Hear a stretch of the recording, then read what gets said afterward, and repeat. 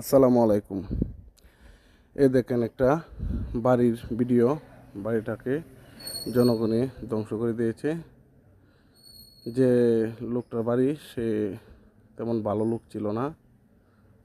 সেখানে খুব একটা মারাত্মক দুর্ঘটনা ঘটেছে।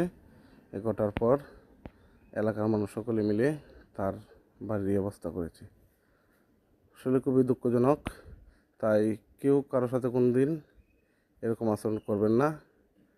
আসলে মানুষের বাড়িঘর ভাঙাটা আসলে উচিত না, যদিও অনুচিত, তবুও মানুষে এই বাড়িটা ভেঙেছে, তাদের মানুষের মনে অনেক কষ্ট লেগেছে। সেই লোকটা অনেক একটা খারাপ আচরণ করেছে পাশের বাড়ির একজন লোকের সাথে, যেটা আমি ভিডিওতে বলতে পারতেছি না, যে কোনো ব্যক্তিগত কারণে। আমাদের পাশের ইউনিয়নেই, পাশের গ্রামেরই ঘটনাটা ঘটেছে।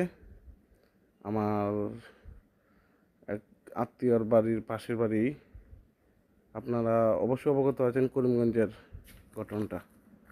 আপনারা দেখ